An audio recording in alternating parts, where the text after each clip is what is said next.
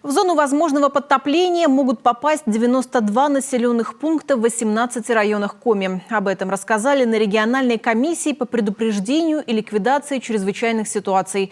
Для своевременного реагирования сформирована группировка сил и средств. Это больше 6,5 тысяч человек и 2000 единиц техники – инженерные, специальные, автомобили и плавсредства. Для ежедневного мониторинга обстановки и выполнения задач будут привлечены оперативные группы. Всего в Коми 178 населенных пунктов, с которыми нарушается сообщение в период большой воды. Важно, чтобы у людей, которые проживают в этих населенных пунктах, на этот период были сохранены условия для нормальной жизнедеятельности. Это в первую очередь вода питьевая, продукты питания, медикаменты, горюче-смазочные материалы, предметы первой необходимости.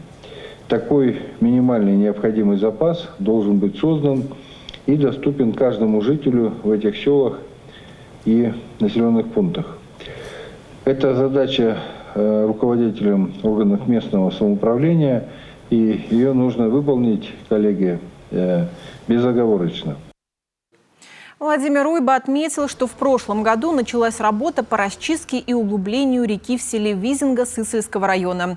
Извлечено 34 тысячи кубометров грунта. В этом году работы продолжатся.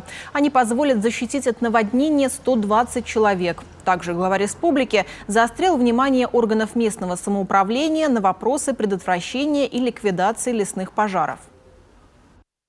Крайне важно организовать разъяснительную работу с населением по вопросам соблюдения правил противопожарного режима, в том числе проводить сходы, собрания граждан с привлечением старост сельских населенных пунктов, руководителей, представителей общественных организаций и добровольной пожарной охраны.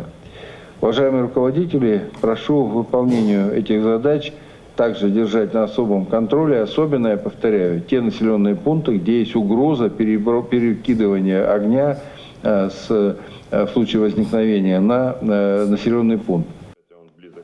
Глава региона поручил Минфину предусмотреть финансирование на строительство пожарных водоемов. Средства будут направлены также на установку мотопомп и закупку необходимого количества пожарных рукавов в труднодоступные населенные пункты и те, которые оказываются отрезанными от большой земли в межсезонье.